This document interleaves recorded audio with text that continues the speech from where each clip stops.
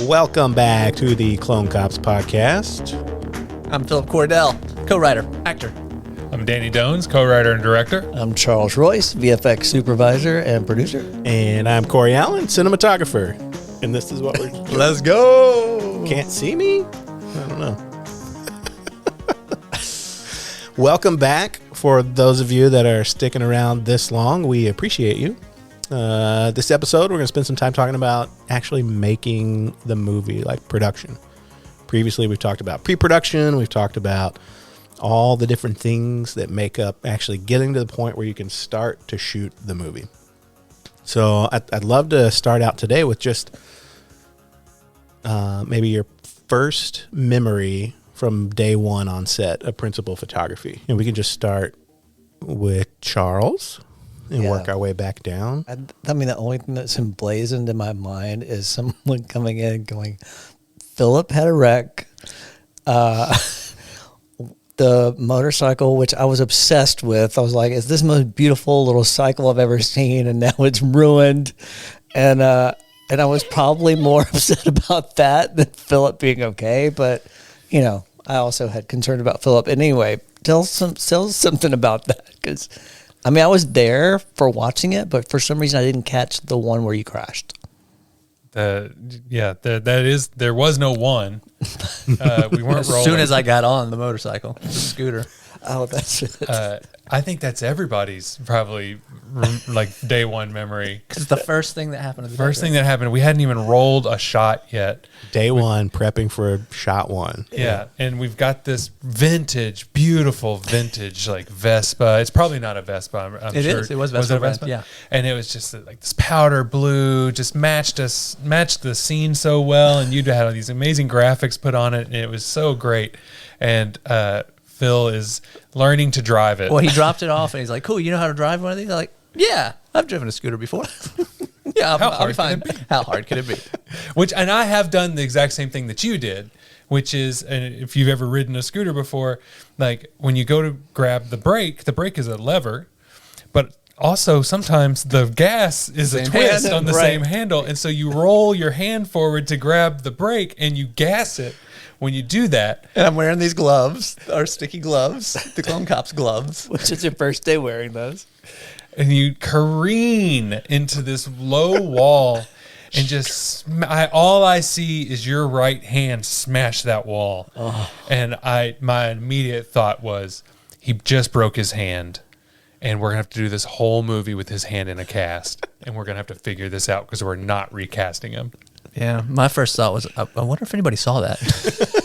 And then you turn around and you're like, oh yeah, everybody saw that. And everybody comes rushing. Oh, are you okay? Are you okay? Yeah, I'm fine. Get away. Of course. I tried to be cool. You did that thing like when you do something and it's embarrassing. Yeah, and you're like, I'm fine.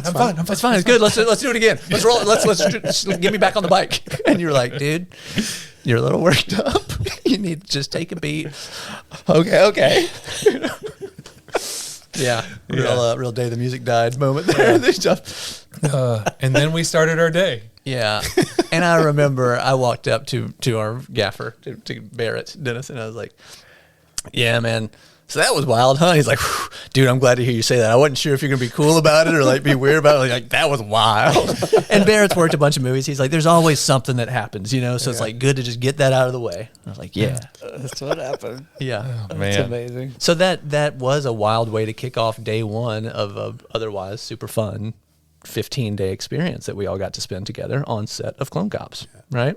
And from there, we rolled right into...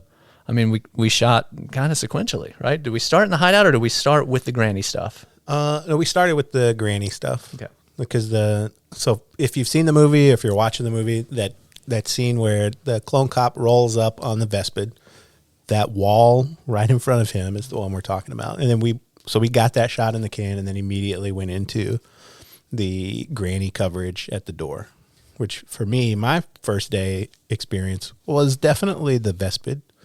But then immediately the borderline nightmare of getting this, we shot it like 6 different ways because we shot interior to exterior, exterior to interior, did both with and without green screen for comping of Granny and the hologram work. Which I know that was a pain. I remember it being in pain. Barrett was not really into that part. He was into it. It was just difficult. it was yeah. it was It a was a difficult challenge. like first half of the day. Like we're doing one of the hardest things technically. Driving a that- scooter. Yep, it's true. Yeah, That was That was true, the too. most technically challenging shot in the entire movie, I would say. But I Yeah. gotta tell you, for VFX, it was the easiest to compile because of everything that you guys did to bring that to life. Indie filmmakers, this is why you need a VFX supervisor on site. absolutely. And also people like Barrett who kind of have done this for VFX to be whispering in my ear, you're wrong about this, you know.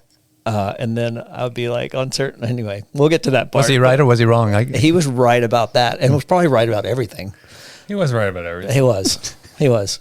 Don't tell just- him that. Don't. He I can't just was listen like, to this episode. this is what I know how to do. Trust me, I know how this works in my head. Yeah. And I was so wrong. Well, right. It was theoretical. Yeah. It was not yet practical. Yeah, I had practiced, but I practiced on simple things. I had a firm grasp on that scene and what needed to be shot and how to shoot it. Yeah. The lighting, I had no grasp on. But in terms of like where we needed green screen and where we didn't, I felt very comfortable in that. So Yeah. I at no point in that scene did I feel like we were lost. I always kind of knew what we were doing, and yeah, it was a challenge for sure. And then we jumped straight from that green screen stuff into a stunt, into like us wrestling with the gun, right? Which like if we'd have pushed that to the back end of the film, that probably would have come out a little differently, Yeah. And But instead, it's day differently, you one, mean. and we're like, okay, I guess now we're fight over the gun. Yeah, just do it. Just do it. Do it. Make it look like a struggle. And that night, Laura Holloway, who plays Porter, she and I are sending text messages back and forth of our arms all bruised up, where we're just like kind of fighting. I mean, the gun had left these marks on both of us, and I was like, I'm so sorry. Yeah, and for the record, that was one of the scenes that we did not have a coordinator on, Yeah, I don't think you need to tell anybody that. They can tell. You think they can tell? just in case. Just in case. Yeah, and also if this is episode 4, if you haven't watched the movie yet, go watch the movie. Yeah, see that movie. Where can they watch the movie?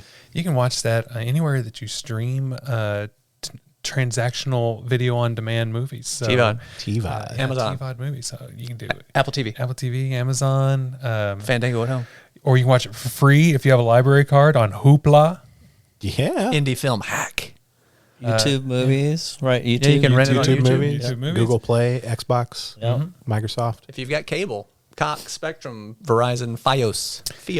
Fios. Yeah, you can rent it on all. I mean, it's which again, as the filmmaking crew behind it, we're thrilled about. To be widely available is such a trip. Also, Cox Spectrum is a different movie that you might not want to send people to. No, I want them to see. Better cover your ears.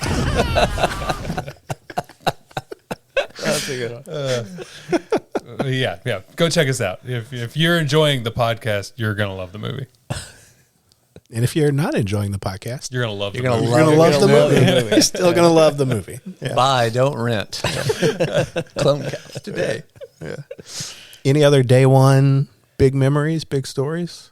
I blacked out after the motorcycle thing. I loved what we accomplished on the Vespa scene to kind of map out. Okay, well, we want this to feel larger than life. Can I extend the building? In post. In post. Yeah. Yep. And Wait, so that building wasn't really multiple no, stories? it was one story, very mid-century. Your typical mid-century one-story, thing. And then so you panned out? How do you say that? You zoomed out? What? You made it bigger. He didn't pull it. Corey never. I never You made pull it out. bigger. I never pull out. Good God. It's going to be one of those. What's This the is the one. term? We couldn't help ourselves. Anyway, it took 4 so we- episodes and we're finally there.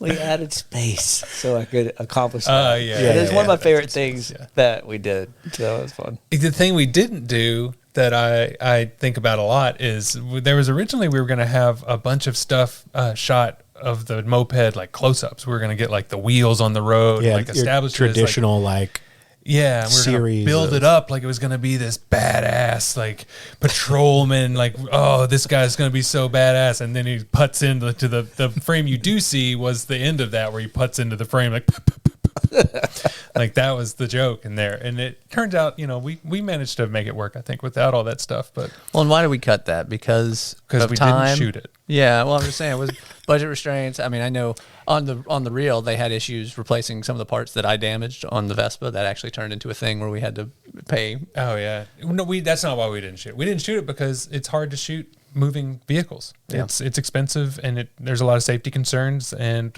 we didn't want to like cut corners and have people hanging off the back of a pickup truck with a camera in their hand. Yeah, if we were going to do it, we wanted to do it right with whether it was a process trailer for all the close-ups or a follow car, and just a whole much bigger Whole thing. ordeal. Yeah, not that movie. Yeah. Well, right, Saving and that that's one for two. and that's where you get into the difference between just fly by the seat of your pants indie filmmaking and trying to do it the right way. Because we could have run out with just me on the moped and you hanging out a car, but we were very committed to like making sure it's done safely and the right way, which in this case would have included either having a street shut down or finding some back road that we could put people at either end of to make sure there's nobody coming and going, which is a big to do, right? Yeah, it's a lot. And certainly many fantastic filmmakers have gone out there and shot guerrilla style stuff and come away with great stuff. It just wasn't something I was comfortable doing. It's very much the right call. And what you end up getting, though, is still a hilarious entrance of the clone cop. Yeah, well, and I think, the stuff that we did later, too, adds so much to it. And the you singing the song as you're walking up, that was added in post. That was really funny. Yeah, and we had a lot of ideas, and sometimes you don't just go with the first idea that you have. You got to kind of choose from a bevy of ideas. Oh. Sorry. Jesus Christ. Why don't you let me operate the board? No, I want to do it.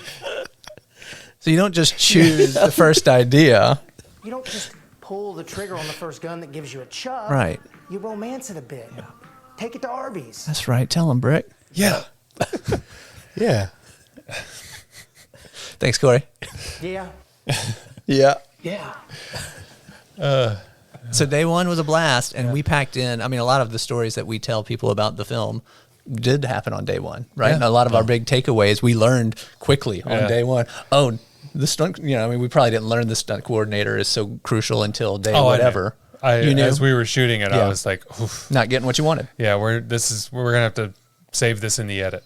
And not nothing to knock y'all's performance. Yeah. It was just that kind of stuff is just out of my wheelhouse, and I just didn't know how to shoot it, honestly. And I will firmly take the blame on that.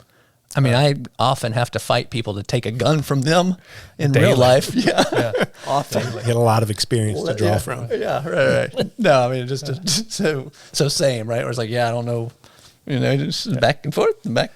I was. Does this look good? Does this look good? How about this?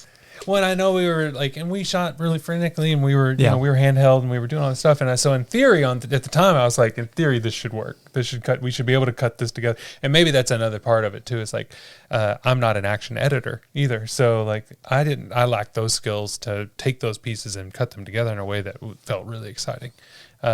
So here I am. Go watch the movie, and here I am trash talking it. But No, it all worked. It all gets smoothed out. But I'm sure as people watch it, they're probably wondering why Farrah is, doing badass foot sweeps and uppercut slices, and then we're, struggling just for a gun back and forth. I can remember too. First day. I mean, this is my first feature film, so like this is day one of my first feature film, and I was real nervous. So I definitely had some of that energy as well, and like just being unsure of my place there, and working with actors that of the caliber that we had was a new thing to me. I'm used to working with you. Better cover your ears. Feelings getting hurt. So I definitely had some jitters, I think, on day one. Did you? Did I? Yeah, were you totally comfortable? No, I mean, again, just to keep going back to the same thing, slamming that scooter into the wall spiked me, and everything else was pretty chill. Yeah. I went ahead. Good icebreaker. I It should've is. crashed I went the ahead and scooter. got that. Yeah, we gotta get you on this bike into a wall, bro. You want to find Zen. That's how you get there. But I mean, that really did get me so worked up right off the rip that everything else was just like, all right, it's gonna be okay. And acting in my first feature, in this type of role, especially, it was. I probably would have been more nervous, but I'd already been elevated and then was back to like, all right, this is cool. These are our friends. And there was that element of like, we pulled this whole movie together.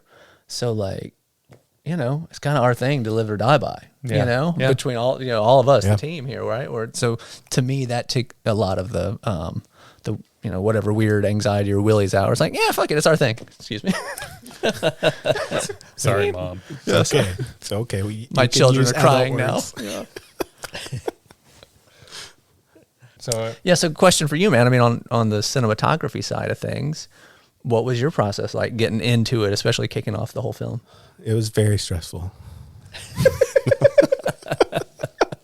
That was a lot of fun. Danny and I had some good conversations early on about what we wanted the film to look like, what we wanted it to feel like, inspirations, both that I think also we previously talked about kind of inspired some of the storytelling from a writing standpoint, but also some of those same films I think were big influences on the look from a cinematography standpoint.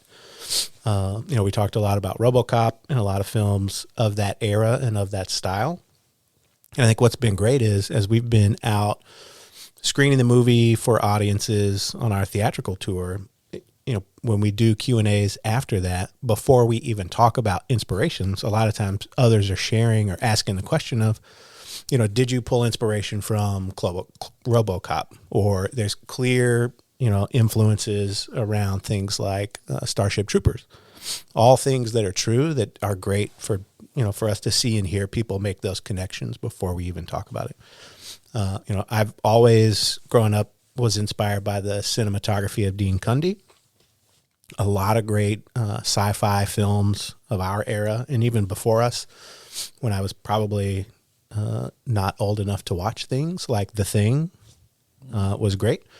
All the Back to the Future series, pretty much you name it, late 80s, early 90s sci-fi, like big theatrical work was probably Dean Cundey or somewhere really close to that. So, I wanted to take a similar approach to get a similar feel of that time, whether it's, lighting the majority of our sets in a 360 kind of accompaniment to be able to really quickly not only cover what was going on, but also like light the space, not the face, and be really intentional on, like, you could walk in here without a camera and say, damn, this looks cool. And then you put it on camera, you're like, oh, okay, yeah, it does look cool. Like, that worked. And then same thing with the camera movement, trying to be as intentional as we could around when was it handheld? When did it feel almost borderline too shaky? Like in some of the more emotional moments where you're no longer a voyeur, but you're actually a part of the gang and like you're really feeling that emotion.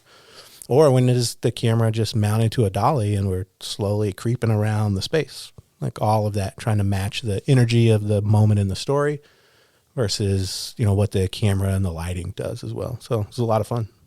And you came up doing music videos, a lot of music videos, right? Yeah. So like when we would do the elements, like the Hit Squad kind of 30 for 30 style thing that we did, and the music video kind of inspired the dance sequence and stuff.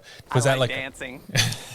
Was that like a comfortable, like going home kind of thing, or was that kind of like, oh, here I am again doing this? No, those were great because to your point, it was like, oh, this I am most comfortable with. Like, very rarely do music videos include coverage of like a wide and a close up and a shot and a reverse shot. Like, you don't do coverage in music videos or commercials the same way you would to give an editor enough to cut a story together. So those were more work than, like, the dance off was great because, like, I look at Barrett and say, make this look like the thing we shot a month ago. And then our first AC chase, like, hey, you know the deal, like, stick with me, here we go. It's just another dance sequence. Like, it all worked out super easy, and like that was a lot of fun. Aside from shooting the dance off 3 different times. Yeah, Because we love dancing so much? Yeah. that's why. Sure. That's why. That was my favorite day of the whole shoot, though. Which one? Which one? The first time, the second time, or Oh, The first sorry. was the The biggest. first. Yeah. The first. I understand what you're saying now. Yes. Yeah. We had a slight continuity Slight. misfire, and we had to shoot it 2 more times. Well, I don't know. That was the second time we just ran out of time, right? We ran out of daylight. I think so, yeah. Yeah, and because we kept trying to squeeze it in, whenever we could. And so if we were running ahead of schedule, it'd be like, let's go outside and shoot the dance off real quick. And so we did that 2 more times. And I don't think you can tell. I think it all looks great. And I don't even think, did we shoot the actual dance off multiple times? We just shot the sequence at the button, right? Yeah, I think it was more the button. We definitely did the dance just one time. But that was one setup. But we kept going back to the finger and the button and then trying to get it to match. I know. I heard it too. Can't believe you said that. It's a family-friendly podcast. What did I say? What are you smiling at? Finger in the button. Oh. Anyway, Goodness. it's funny. But yeah, that I got nothing. That one got Danny really good. I got nothing. So you thought about all that stuff before we shot the movie? Yeah, absolutely. The other thing too was, I didn't think about any of that stuff. and it must be nice. You just show up and read your lines. Just show up and crash things. Fucking actors, man. What are you smiling at? To be fair, you wrote a lot of the lines that you had to memorize later. Oh, I did. It was beautiful. It was great. Yeah, but going back to some of the work put in around the cinematography. We had several different scenes, and some of those scenes occur in like our real world, and some occur in our televised world. So, like the lab was one in particular, where once we got into the location, and obviously it was set and lit very much like a stage, we also knew that we would see that from our Crime Time 360 perspective too. So being really intentional on shooting those scenes with a different camera and a different lens to be a little cleaner. Also had a totally different color look to it. What were the A cam and B cam that we shot? Yeah, so the A camera was the Arri Alexa Mini with Atlas Orions, and the B camera was the red Komodo with a Canon L series, like super wide angle, almost fisheye lens. And that was for like our security footage and the clone cop helmet cams and all that The stuff. webcam, the helmet cam, the security cam, all of that was very much really wide angle, really kind of weird looking, small, tiny camera feel. Even though it was a badass. Oh, absolutely. Yeah. That's what's funny. Is like you could have shot on A and for those that don't know, Corey is a serious gearhead, right? And so that's another strategic advantage that we had to make in the film, is that Corey had a lot of this gear already. It's like, I'll bring it out, and it added so much production value. It did. And we did have a GoPro. We did. The crab. Crab had a GoPro on him. Yeah. Yeah. 2 shots. We spent we sent somebody out with We the crab. sent Jared Gentry out yeah. to like, hey, go get some B-roll just so we can have some crab coverage to cut in. Never made it. Never made it. It's fun to watch though. It's Zipping like around. Yeah, just zipping around like him exploring the grounds with this stupid little crab. Yeah, they were fun to watch. Maybe they'll make the director's cut. Like Crab's Day Out. Crab's Day Out. I can see the logo. Yeah, that's funny. Then, Chuck, what about for you? The VFX side. There was a ton, not only on the day when we were shooting, but also in post. Like, what was that experience like? That experience was almost overwhelming. So I broke it down into, I basically did it linearly after we had decided on final, basically what we were calling the final cut at the time. And the very first thing I did then was, to your point from an earlier episode, we talked about like, what did we do first? We did the training video. And at that point in my VFX knowledge, I didn't have much. So I did all of the training video in one After Effects file, which was a total 100% stupid mistake, because every time I would have to change that, which we changed it a lot. I would have to re-render that stuff, and that takes so long to render. So anyway, started out with that. But then I think the biggest thing that I remember about VFX for me was all of the screens. We had so many screens in this movie, from the hideout to the lab to, what's happening on, what do you call it? Crime Time 360. Crime Time 360. And every decision that I wanted to make was based on the experience that I'd already had with replacing screens, which was just me playing around on like a video with a green screen. And those are so easy because you don't have the parameters of reflections and lighting and everything that's going on in a movie. So when we got to set, all I had was that knowledge, and I brought it there, and I thought I knew exactly what to do, and every decision that I made on set was wrong. And Barrett was like, every single time you play it, dude, I think that you just want a blank screen because that way you get the reflections. And I'm like, no, I need a green screen. I know exactly what I'm doing. And I beat myself up later because it took so much more work to replace those screens, but I figured it out and I learned a lot in the process. And now I can probably replace any screen in America with what I want it to be. Yeah, you know, that's so great. Watch out for the propaganda videos I'm going to put out. Clone media is real. People need to know. Yes. You need to do your own research. Yeah. Chuck, how many other people were on your team for VFX? No one. It was me, but I utilized a lot of, pre-populated After Effects files for the way that I wanted text to look, the way that we decided we wanted the hideout computer to look.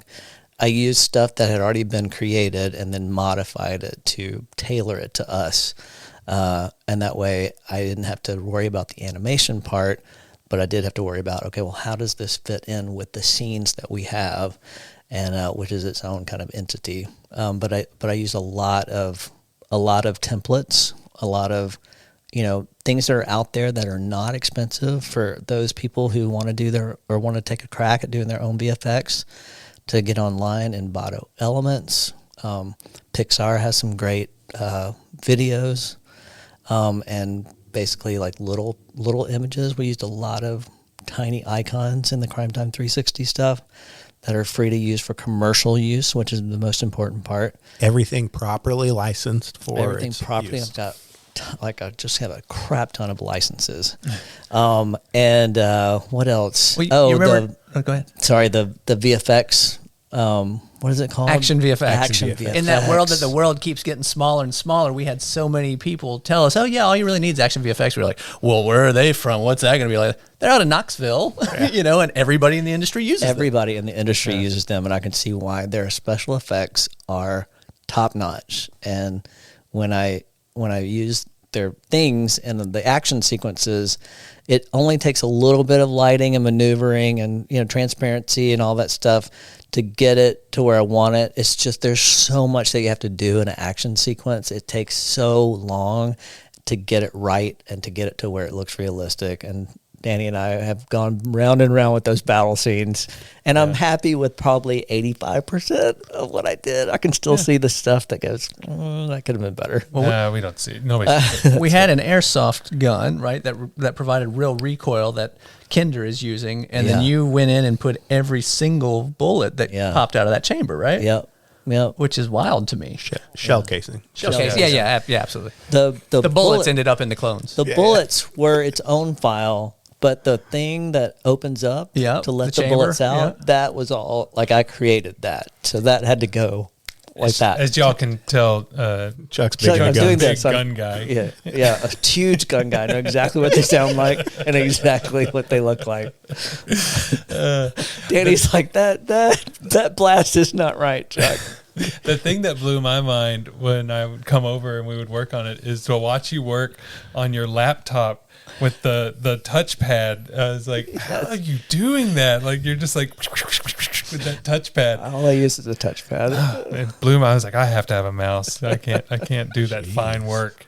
Well, and we've had people be like, "So who did your VFX? I want to get in touch with that guy." Like it came out better than we had any right to be, right? That's very kind. And it's like it was just Chuck by himself in a room for 3 months. I was in my living room. I have the biggest screen in my house, like 72 inches on the wall, and I set it up to look at that through my laptop trackpad. and I did all the work there for 3 months. And let's give a shout out to the person who suffered the most, your husband. Chris. Yes, he did. He did. Thanks, buddy. Yeah, he went into the office every chance he could. That's funny. That's fun, though. I wouldn't trade it for the world. Yeah. What about, can we talk about the face? I think so at this point. Again, at this point, everybody, we hope who's listening or watching this has seen the film. And yeah, we had a wild little Total Recall Quato moment. Yeah. Yeah. That So was it's a little fun. combination of practical effects, your VFX all pulling together.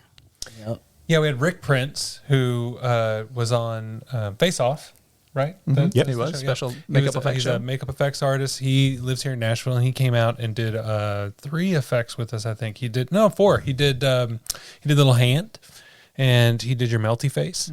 And he did some of the scratches. The claw marks, yeah. The claw marks. And then he did the That's right, the the claw Quato moment. And Dion Harris, who plays the Bruiser, they'd already done, like, he'd worked with him before because Dion used to be the Titans mascot. He was the first mascot for the Titans. And so Rick had made the chest plate for him. So he kind of already had some stuff with Dion. So we did that life cast of his chest, which I think we still have somewhere. Yeah, it's in storage. Yeah, which is wild. I go check it out from time to time.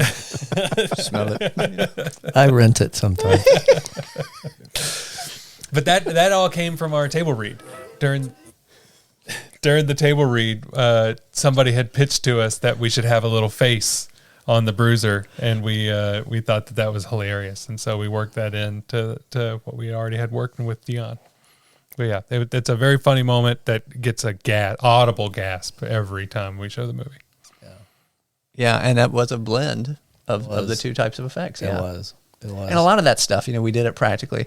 5. We had a jagged piece of wood coming out of brick. Yeah. Yeah. Oh, did Rick do that too? Rick did. He had a piece of foam wood, and he'd done that effect. And then I think you went in and digitally shrunk it down a little bit. Yeah. It was a little chunky looking in the final product, and we shrunk it down so that it wasn't quite Yeah, so the big. the big chunk would definitely have already been dead. Yeah. Like, it just didn't make like much a sense. 2x4 sticking out. Shrunk it down to a Yeah. large Shrunk it splinter. down to like a 2x2. Yeah. But to me, as an indie filmmaker without feature experience, that was fascinating that we had both the practical and then you kind of take the edge off of it or blend it out a little bit with the CG aspect. That's cool. I haven't thought about that, but SFX and VFX kind of coming together. Yeah. Yeah. Yeah, I think a lot of our special effects ended up getting blended and modified. Same as the acid grenade. That was the green, the glowing green is practical, but then the melting, like when it turns black and starts to steam and melting. And you added in a lot of atmosphere that we didn't have on the day. Yeah. There's a lot of That lens splash too. Yeah, the lens splash was in post. Yep. Yeah. Yep. Yeah. A lot of great things that you can do. Are you sure that's in post? Because I remember cleaning that shit off my camera. It was in post, and there's a great BTS video Yep. of that go find it because it's just Danny there with the thing, and when he call we call A action. coffee cup full of green slime. Yeah, Oh yeah. Oh that's really fun. Yeah. Yep. Yeah. What about, so we talked a little bit about green screen already, but we obviously had probably 2.5 days of green screen all together. Danny, what was that like as a director, like working with the talent on the green screen? I think it's certainly, I think it's more challenging for the talent than it is for the director. It's a challenge in the sense that I'm trying to build the world and trying to kind of help them visualize what's going on there. But ultimately it's up to them to give that performance. Luckily, all of our green screen work translated. We didn't use it the way that a bigger budget might use that as to fill in some fantastic scene that they're in. All of our green screen work was them kind of on monitors, or all of our Crime Time 360 stuff was shot in front of green screen because we knew we were just going to cut. They were going to be talking heads, so we knew we could just cut them out, replace the backgrounds with whatever we wanted. And again, great job adding so much fun stuff behind them. Well, And your inspiration stuff is what made that what it is. but then we had our two biggest stunt casts in the movie both shot on green screen. So Steve Byrne and Ravi Patel were both green screen days, which was great for us because it allowed us to make the process as easy as possible for them, which I think was alluring in getting them to come out and work with us. We were able to have teleprompter for them, so they didn't have to spend a lot of time because they were chunks of dialogue. They were not. It was not. They were mostly acting to nobody, so it was really nice that we were able to give them the teleprompter so they could just have their lines there. And Steve is a working comedian, so yes, he lives in Nashville, but he actually flew in from Vegas, right? Drove directly to our location, shot for 2 to 3 hours, then drove back to the airport and flew back out to Vegas. Yeah. Yeah, and he was fantastic. Such a pro, man. He was great. They both were. They were fantastic, and I think the green screen was, for our purposes, it was really great to be able to just know that whatever we get here, we can make them like the Ravi stuff on the moon. We had no idea what that was going to look like. The moon behind him, the golf course. We just knew we were going to do it. Right. We just knew he was on the moon. He's on the moon. Right. And he's playing golf. He's on the moon. He's in space. So that's what we knew going in. So it freed us up to be able to kind of like mold stuff around to the performance and to just really play with it in post and make it something really fun and interesting, as opposed to us just trying to like build a set and have it ready to go when he got there. Right. Right. And there's a few different ways you can use a stunt cast. You can use them as the big bad and they just show up in the finale, or place them a few places. But the reality is you have a limited amount of time with them. And we tried to get creative with, it's like, okay, well, if we're going to shoot them on green, you don't want it to look cheesy each time you see them. So how do we make it really fun and different? And Chuck did such a great job on the VFX side of using Ravi really in like 3 different ways, right? In the lunar call, as the hologram coming up out of the crab, and then in the commercial at the end. And that's one of my favorite days. Yeah, well, dude, and so we got 3 different distinct looks out of our probably top build talent there, all from a 4-hour shoot day. And we were able to put him throughout the movie, so he does not just shows up and then is gone. It feels like he's he is a bigger part of the movie. It doesn't feel like it. He really is. And he has some of the best exposition in the movie. He's the one that's kind of spelling out the themes for us. And the hologram stuff is probably my favorite visual effect of the whole movie. The hologram looks great. We also get one of the most iconic lines from the movie from his hologram. Good luck, moron. I live in space. Bye. It's a laugh every time. It does. It hits every time. I love that you left the sound effect of him just stringing down. Yeah, that's that line. So many of those lines, there are things in there that I did not think, were. I like a cerebral joke, and some of my favorite jokes in the movie never get laughs. And that line, not that it's not smart, but like that delivery is what makes that funny. Yeah. And so his delivery. But it so was good. written as "bye" with multiple Yes. e's. Like it was always going to be. Where did that come from? I feel like that's something you and I would do. Bye.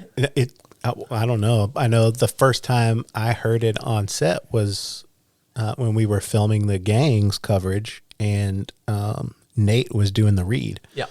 We had written it. Yeah. I remember writing it. I just don't remember. I know it came from somewhere. I don't know. It's probably me. Right. Anyway, moving on. Some more buttons I have no business hitting. Yeah, how about this one? That's the one. Yeah. Yeah. Yeah. So, Danny, a question for you. Again, looking back, so we shot this movie over 2 years ago. First time director then. First time director now. Second time director It now. does sound like he's going to say that. A super accomplished, seasoned Hollywood director now. Yeah. What? I have been to Hollywood. It's true. On our press tour. That's true. Yeah. What advice would you give yourself looking back on day one, knowing what you know now, having gone through everything we did together, pulling this movie across the finish line? I think I would tell myself to shoot more. I think I I Like knew inserts? inserts. Yeah. You guys have referenced that a few times. Why do you keep because that was a thing, right? Because I was pretty adamant that I didn't want it. And I still do feel this way in that inserts, I think, should be used sparingly. I think an insert is telling the audience to, hey, pay attention to this. This thing is really important. And I do think there are a lot of, maybe not a lot, but there are filmmakers and editors who use them as a bridge when they don't have anything to cut to. Right. And so they'll just cut to an insert so that they can get out of that shot and get into the next shot. And when they're used that way, I don't like it. I think it's a messy editing technique. How do you think our editor felt? Did he wish he had inserts? Or? I've had many angry conversations with him, and he definitely wanted more inserts. Who cut the film, Danny? I cut the film. I cut the film. Yeah, I don't remember any of the specific scenarios that we didn't shoot inserts, but I do remember at least once a week for the 3 weeks, Nate and I both would look at you and say, Danny, you sure you don't want an insert of this? And it was always, nope. Yeah. And then when we got an insert, Nate and I both were like, you sure you want an insert? You know what's funny is when I was editing the movie, there's a scene where when Porter gets shot at the very beginning of the movie, she goes down and she's got she's been shot in the stomach. So we shot all of that stuff the first day, and we came back later to get the shot of the blood, to get the close up of the blood seeping between her fingers. And when we're shooting that, Quinn she's sitting there and she's going, so when we shot this last time, my hand was here. Like, are you sure? I was like, no, it's fine. Don't worry about it. And when I'm editing the movie, I hear myself saying, it's fine. Don't worry about it. And I'm yelling at myself, do worry about it. It's a jump cut now. You should have worried. She's right. But yeah, it's, I think, I was really focused on staying on schedule and getting everybody out on time, and just trying to keep the train moving and trying to keep everything on track. And I think in doing that, I sacrificed some coverage that if we went back and did it a second time, I would like more coverage of some of the scenes. And that's not just inserts, that's across the board. There were just scenes where I had shot listed it out and coverage was missing from that shot list. And I just said, nope, we're not going to do it, because the way I had pre-vised it in my head was we don't need it. And I think by and large, probably like 8 times out of 10, we didn't need it. But the times when we did, I was really kicking myself that we didn't have it. That's good advice. That is good advice. And to your credit, I mean, you did, I could tell you held that commitment to getting people out on 10-hour days as sacred, and so that did probably motivate a lot of us to stay on task. And I was appreciative that we weren't shooting 10 takes of whatever just to see if there was something else there. You had a pretty good idea when you had what you wanted. And generally, most of the takes that are in the movie are the second or third take. Sometimes the first. Yeah, I feel like when you have good actors, they're giving you their best stuff pretty early on.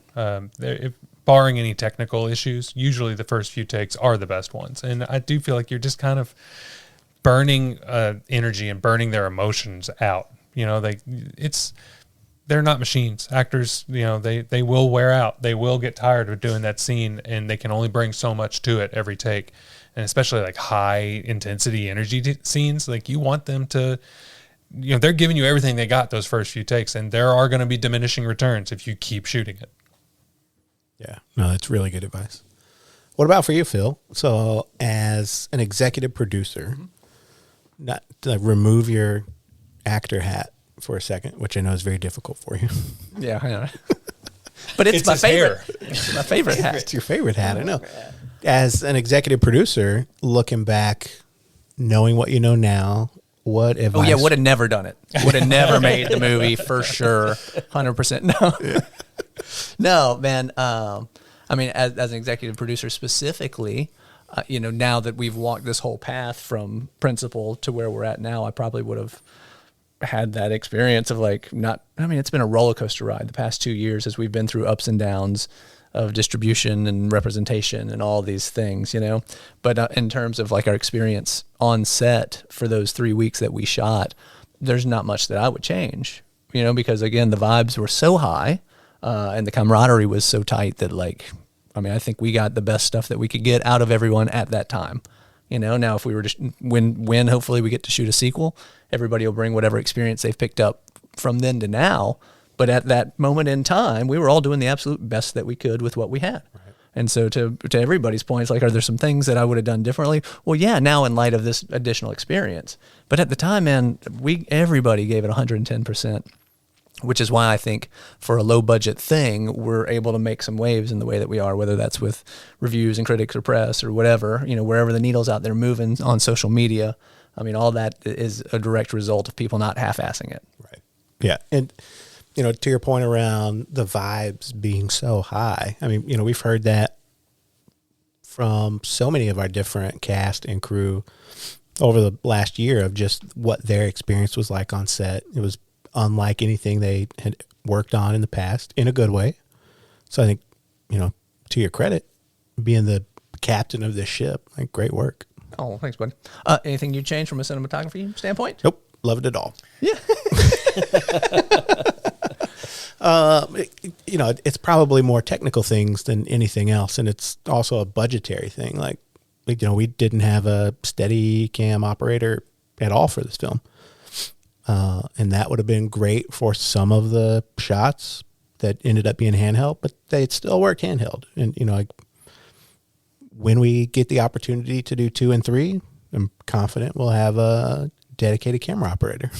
Well, and that's been our mantra, Danny and I, for a long time since we shot it, which is like, oh, I wish we had this or that. It's not that movie. Right. That movie. Yep. Yeah, I can remember us talking about shots that I wanted to get and be like, all right, and then we'll crane in, or we'll come in this way. We don't got that. Nope. We're like, all right, so we'll dolly, but nope, we don't got that. Yeah, we did have a dolly for the whole run of and the we had a 3 cool weeks, which is jib. great. We Yeah. brought a dope jib, and one of those shots made its way in. I mean, Yeah. there's some cool. I thought there's some really cool camera work being done. Thank you. Yeah. Yeah, we have talked about it, and maybe even this one, but in previous episodes. But I do really appreciate how the camera work was so informed by what was happening in the scene, and that we talked a lot about that, and I think your instincts were always spot on in those moments. And Thank you.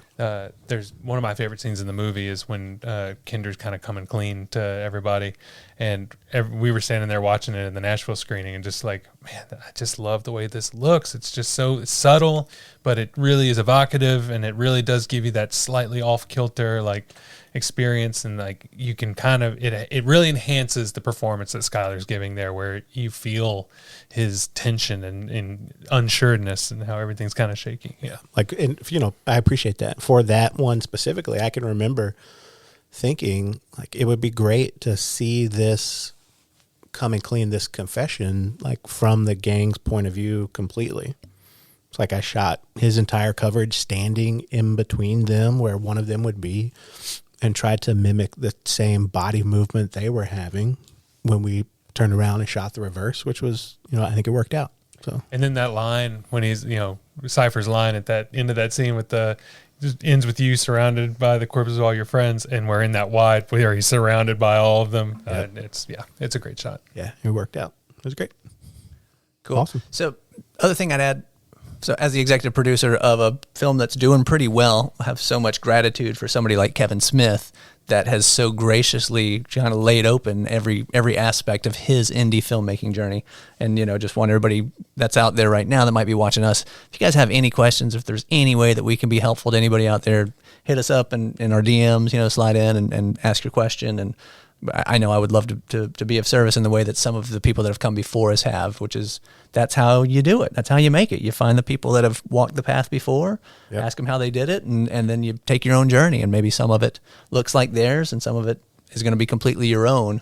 But in any case, man, learning from people that have been there before just is such a nice thing to get to do. Yeah. Christopher Nolan's not opening up his DMs, but Danny Dones. I'm begging you to get in my DMs. I'm so lonely. I just want to talk to you About film? Anything. About anything. Anything. What's going on? Hey, how you doing? What's going on? Yeah. Awesome. Well, guys, again, I appreciate really great conversation, a lot of good insight into the making of Clone Cops. It was fun. I think in our next episode, we're going to spend some time with our cast and maybe some crew, definitely some cast. We'll get them all together. That'll be fun, right? Yeah. Can't wait. Am I the only one getting that hype? All right, I'm sorry. We just ate lunch. I am comatose.